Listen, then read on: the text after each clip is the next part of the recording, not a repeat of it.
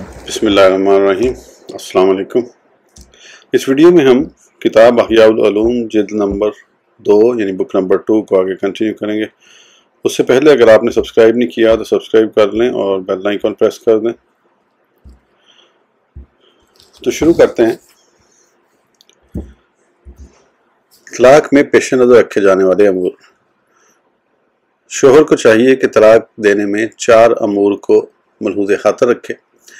ایسے طہر یعنی پاکی کی حالت میں طلاق دے جس میں عورت سے جمع نہ کیا ہو، کیونکہ حالت حیض یا ایسے طہر میں طلاق دینا جس میں جمع کیا ہو بدعت و حرام ہے، اگرچہ طلاق واقع ہو جائے گی۔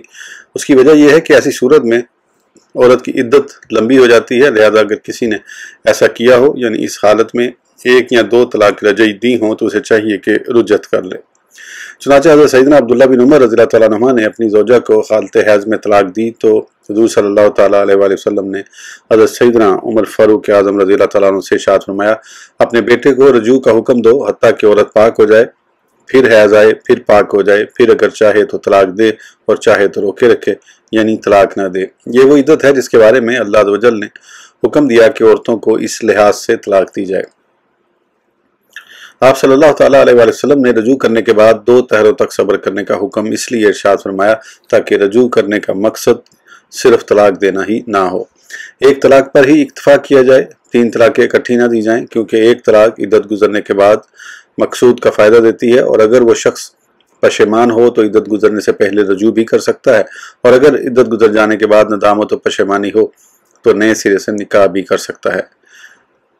اگر 3 طلاقیں دینے کے بعد ندامت ہوئی تو اس سے دوبارہ نکاح کے لیے حلالہ کی ضرورت پیش آئے گی۔ ایک مقررہ مدت تک صبر بھی کرنا پڑے گا اور محض حلالہ کی نیت سے عقد کرنا ممنوع ہے جبکہ یہ اس میں کوشش کرنے والا ہے۔ اس صورت میں اس کا دل دوسرے کی بیوی اور اس کی طلاق میں معلق رہے گا، یعنی بطور حلالہ نکاح کرنے کی صورت میں یہ عورت دوسرے کی بیوی اور پہلے کی غیر ہو گئی۔ پھر اس حلالہ کے عمل سے عورت کے لیے دل میں نفرت بھی پیدا ہو جاتی ہے۔ یہ سب 3 طلاقیں اکٹھی دینے اور سنت کی مخالفت کا نتیجہ ہے۔ اس کے برعکس 1 طلاق مقصود کے حصول عورت سے پیچھا چھڑانے کے لیے کافی ہے اور اس میں اس طرح کی کوئی خرابی بھی نہیں ہوتی۔ میں یہ نہیں کہتا کہ 3 طلاقیں اکٹھی دینا حرام ہے، لیکن ان وجوہات کی بنا پر مکروہ ہے، اور مکروہ سے مراد یہ ہے کہ اپنے فائدے کے لیے ایسا کرنا چھوڑ دیں۔ طلاق دینے میں نفرت و حقارت کا اظہار نہ ہو، بلکہ طلاق دینے کی وجہ بیان کرنے میں عورت کے ساتھ نرمی سے پیش آئے، اس سے نفرت و حقارت کا اظہار نہ کرے، اور جدائی کی اذیت سے عورت کو جو صدمہ پہنچایا ہے اسے دور کرے کہ عورت کو بطور متع 3 کپڑوں کا 1 جوڑا ہدیہ وغیرہ دے کر اس کے دل کو راحت و تسکین پہنچائے۔ فرمان باری تعالیٰ ہے وَمَتِّعُوهُنَّ سورہ بقرہ ترجمہ، اور ان کو کچھ برتنے کو دو، اور اگر عقد نکاح کے وقت مہر بالکل ہی نہ باندھا گیا ہو تو اس وقت یہ یعنی 3 کپڑوں کا 1 جوڑا دینا واجب ہے۔ نواسہ رسول حضرت سیدنا امام حسن بن علی رضی اللہ تعالیٰ عنہ بہت زیادہ نکاح کرنے والے اور بہت زیادہ طلاق دینے والے تھے۔ ایک دن آپ رضی اللہ تعالیٰ عنہ نے اپنے کسی رفیق کو اپنی 2 بیویوں کو طلاق دینے کے لیے بھیجا اور فرمایا ان سے کہو کہ اپنی عدت پوری کرو اور دونوں میں سے ہر ایک کو 10-10 ہزار درہم دو۔ اس نے ایسے ہی کیا۔ جب وہ واپس لوٹا تو آپ رضی اللہ تعالیٰ عنہ نے استفسار فرمایا انہوں نے کیا کیا؟ اس نے عرض کی ایک نے تو اپنا سر جھکا لیا اور اسے قبول کر لیا، جبکہ دوسری زور زور سے روتے ہوئے کہنے لگی محبوب سے جدائی کے مقابلے میں یہ سامان بہت تھوڑا ہے۔ تو حضرت سیدنا امام حسن رضی اللہ تعالیٰ عنہ نے اپنا سارا انور جھکا لیا اور اس پر رحم کرتے ہوئے فرمایا طلاق دینے کے بعد اگر میں کسی عورت سے رجوع کرتا تو اسی سے کرتا۔ ایک روز نواسہ رسول حضرت سیدنا امام حسن رضی اللہ تعالیٰ عنہ رئیس و فقیہ مدینہ حضرت سیدنا عبدالرحمن بن حارث علیہ الرحمہ کے پاس تشریف لے گئے۔ مدینہ منورہ میں ان کی مثل کوئی نہیں تھا۔ ام المومنین حضرت سیدنا عائشہ صدیقہ رضی اللہ عنہا ان کی مثال بیان کرتے ہوئے فرماتی ہیں اگر میں اپنے اس یعنی بصرہ کے سفر پر نہ جا رہی ہوتی تو مجھے یہ زیادہ پسند تھا کہ رسول اللہ صلی اللہ تعالیٰ علیہ وآلہ وسلم کی امت میں سے عبدالرحمن بن حارث بن ہشام جیسے 16 اشخاص میرے پاس ہوتے۔ چنانچہ آپ رضی اللہ تعالیٰ عنہ جب پہنچے تو حضرت سیدنا عبدالرحمن بن حارث صلی اللہ علیہ وسلم نے ان کی بہت تعظیم و توقیر کی، انہیں اپنی نشستگاہ پر بٹھایا اور عرض کی حضور مجھے بلوا لیا ہوتا میں خدمت میں حاضر ہو جاتا۔ حضرت سیدنا امام حسن رضی اللہ تعالیٰ عنہ نے فرمایا ضرورت مجھے تھی۔ عرض کی ارشاد فرمائیے کیا ضرورت ہے؟ فرمایا میں آپ کی بیٹی کے نکاح کا پیغام لے کر آیا ہوں۔ حضرت سیدنا عبدالرحمن بن حارث رضی اللہ عنہ نے سر جھکا لیا، پھر سر اٹھا کر عرض کی اللہ عز و جل کی قسم زمین پر چلنے والا کوئی فرد ایسا نہیں جو مجھے آپ سے زیادہ عزیز ہو، لیکن آپ جانتے ہیں کہ میری بیٹی میرے جسم کا ٹکڑا ہے، جو چیز اسے رنجیدہ کرتی ہے مجھے بھی رنجیدہ کرتی ہے، اور جو چیز اسے خوش کرتی ہے مجھے بھی خوش کرتی ہے۔ آپ رضی اللہ تعالیٰ عنہ بہت زیادہ طلاق دینے والے ہیں، مجھے خوف ہے کہ آپ اسے طلاق دے دیں گے۔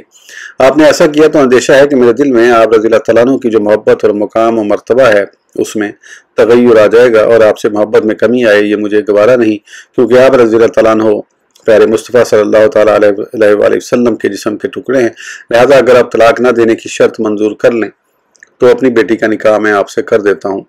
آپ رضی اللہ تعالیٰ عنہ خاموش ہو گئے اور اٹھ کر تشریف لے گئے۔ فقی مدینہ کے گھر والوں میں سے کسی نے کہا، میں نے نواسہ رسول رضی اللہ تعالیٰ عنہ کو واپس جاتے ہوئے یہ فرماتے سنا کہ عبد الرحمن بن حارث اپنی بیٹی کو میرے گلے کا توق بنانا چاہتے ہیں۔ امیر المومنین حضرت سیدنا علی المرتضیٰ کرم اللہ وجہہ عورتوں کے اولیاء سے حیا کے سبب حضرت سیدنا امام حسن رضی اللہ تعالیٰ عنہ کے کثرت سے طلاق دینے کو ناپسند کرتے تھے۔ ایک مرتبہ ان کی طرف سے عذر بیان کرتے ہوئے برسر منبر خطبے میں فرمایا، میرا بیٹا حسن بہت زیادہ طلاق دینے والا ہے، لہٰذا اس سے نکاح نہ کرو۔ چنانچہ بنی ہمدان کے ایک شخص نے کھڑے ہو کر عرض کی، اے امیر المومنین رضی اللہ تعالیٰ عنہ، اللہ عز و جل کی قسم، وہ جتنی عورتوں سے نکاح کرنا چاہیں ہم ان کے نکاح میں دیں گے، پھر اگر وہ چاہے تو روک رکھیں اور چاہے تو چھوڑ دیں۔ آپ رضی اللہ تعالیٰ نے اس پر خوشی و مسرت کا اظہار کرتے ہوئے فرمایا، لو کنت بوابا علی باب جنت لقلت لحمدان ادخلی بسلام۔ ترجمہ، اگر میں جنت کے دروازے پر دربان ہوا تو اہل ہمدان سے کہوں گا کہ سلامتی کے ساتھ داخل ہو جاؤ۔ اس حکایت سے اس بات پر تنبیہ ہوتی ہے کہ اگر کوئی شخص اہل و عیال میں سے اپنے کسی پیارے پر حیا کی کسی قسم کی وجہ سے طعن کرے تو اس میں اس کی موافقت نہیں کرنی چاہیے کہ یہ موافقت بری ہے، بلکہ ادب یہ ہے کہ جہاں تک ہو سکے اس کی مخالفت کرے، کیونکہ یہ چیز اس کے دل کے لیے باعث مسرت اور اس کی باطنی بیماری کی دوا ہے۔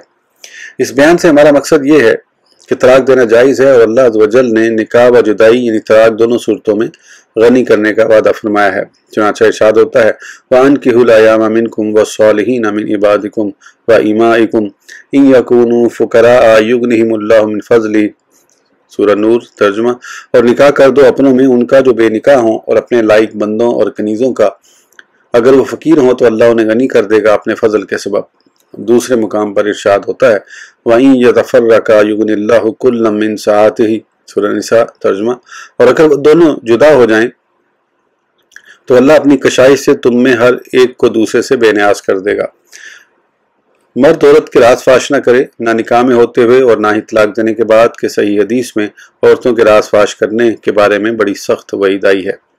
منقول ہے کہ ایک بزرگ نے اپنی زوجہ کو طلاق دینے کا ارادہ کیا تو ان سے پوچھا گیا، زوجہ کے بارے میں آپ کو کس چیز نے شک میں ڈالا؟ تو انہوں نے فرمایا، عقل مند آدمی اپنی بیوی کی پردہ دری نہیں کرتا۔ جب انہوں نے اس عورت کو طلاق دے دی تو پھر پوچھا گیا، آپ نے اسے طلاق کیوں دی؟ فرمایا، میرا کسی غیر عورت سے کیا تعلق، یعنی میں کیوں کسی اجنبی عورت کے بارے میں کچھ کہوں۔ دوسری فصل، بیوی پر شوہر کے حقوق۔ اس سلسلے میں قول شافی یہ ہے کہ نکاح غلامی کی ایک قسم ہے، اس میں عورت گویا شوہر کی لونڈی ہوتی ہے، لہذا عورت پر اس کے نفس کے معاملے میں گناہ کے علاوہ شوہر جس چیز کا مطالبہ کرے اس میں متعلقاً اس کی اطاعت لازم ہے، کہ عورت پر شوہر کے حقوق کی عظمت کے بارے میں کثیر احادیث مروی ہیں۔ شوہر کی اطاعت سے متعلق 12 فرامین مصطفیٰ، ایما امرأۃ ماتت وزوجها عنہا راض دخلت الجنہ، یعنی جس عورت کا اس حال میں انتقال ہوا کہ اس کا شوہر اس سے راضی تھا تو وہ جنت میں داخل ہوگی۔ مروی ہے کہ ایک شخص نے سفر پر روانہ ہوتے وقت اپنی بیوی سے عہد لیا کہ وہ اوپر والی منزل سے نیچے نہیں اترے گی۔ نچلی منزل میں عورت کا باپ رہتا تھا، وہ بیمار ہوا تو عورت نے بارگاہ رسالت میں پیغام بھیج کر باپ کے پاس جانے کی اجازت چاہی، تو رسول اللہ صلی اللہ تعالیٰ علیہ وآلہ وسلم نے ارشاد فرمایا، اپنے شوہر کی اطاعت کر۔ چنانچہ باپ کا انتقال ہو گیا، اس نے پھر اجازت طلب کی تو آپ صلی اللہ تعالیٰ علیہ وآلہ وسلم نے یہی فرمایا کہ اپنے شوہر کی اطاعت کر۔ جب اس کے باپ کو دفنا دیا گیا تو حضور صلی اللہ تعالیٰ علیہ وآلہ وسلم نے اس عورت کی طرف پیغام بھیجا کہ تمہارے اپنے شوہر کی اطاعت کرنے کے سبب اللہ عز و جل نے تمہارے والد کی مغفرت فرما دی ہے۔ اذا صلت المرأۃ خمسها وصامت شہرها وحافظت فرجها واطاعت زوجها دخلت جنت ربها، یعنی اگر عورت پابندی سے 5 نمازیں پڑھے، رمضان المبارک کے روزے رکھے، اپنی شرمگاہ کی حفاظت اور اپنے شوہر کی اطاعت کرے تو وہ اپنے رب عز و جل کی جنت میں داخل ہوگی۔ اس روایت کے مطابق خاوند کی اطاعت اسلام کے بنیادی امور میں سے ہے۔ حاملات والدات مرضعات رحیمات بأولادہن لولا ما یاتین الی زوجہن دخلا مسلیاتہن الجنہ، یعنی حاملہ بچے جننے والی اپنی اولاد پر رحم کرنے والی عورتیں اگر شوہروں کے ساتھ بدسلوکی نہ کریں تو ان میں سے نمازی عورتیں جنت میں داخل ہوں گی۔ اطلعت فی النار فاذا اکثر اہلھا النساء فقلنا لما یا رسول اللہ قال یکسرن اللعن ویکفرن العشیر، یعنی میں نے جہنم میں جھانک کر دیکھا تو اس میں اکثر عورتوں کو پایا۔ عورتوں نے عرض کی یا رسول اللہ صلی اللہ تعالیٰ علیہ وآلہ وسلم کس سبب سے؟ ارشاد فرمایا وہ لعن تان زیادہ کرتی اور خامند کی ناشکری کرتی ہیں۔ اطلعت فی الجنۃ فاذا اقل اہلھا النساء فقلت این النساء فقلنا شغلہن الاحمران الذھاب والزعفران، یعنی میں نے جنت میں جھانک کر دیکھا تو اس میں عورتوں کو کم پایا تو پوچھا عورتیں کہاں ہیں؟ بتایا گیا انہیں دو سرخ چیزوں سونے اور زعفران نے غافل کر رکھا ہے۔ سونے سے مراد زیورات اور زعفران سے مراد زرد رنگ سے کپڑوں کا رنگنا ہے۔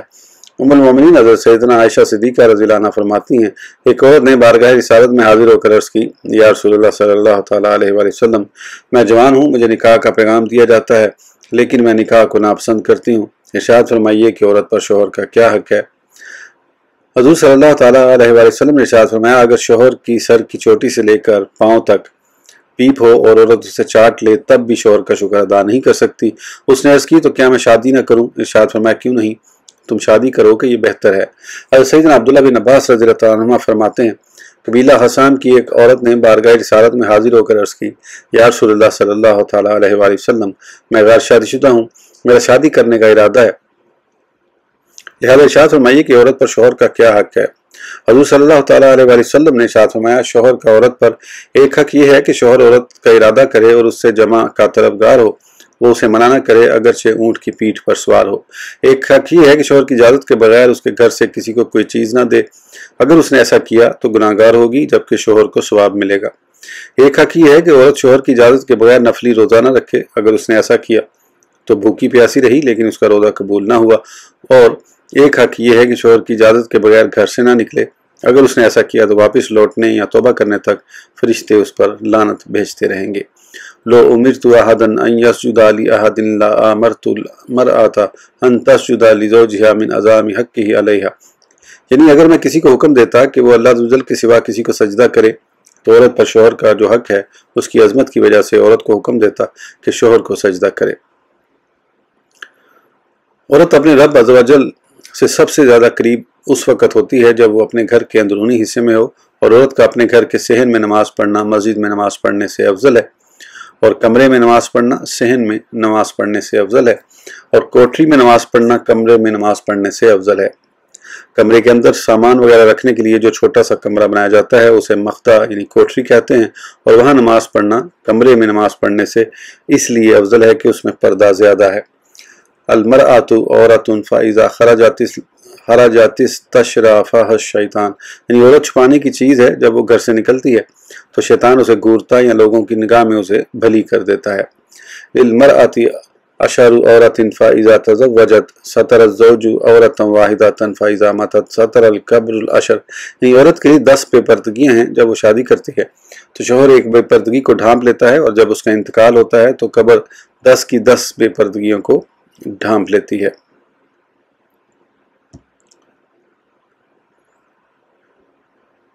اس ویڈیو کے لیے اتنا ہی، پھر انشاءاللہ اگلی ویڈیو میں آگے کنٹینیو کریں گے۔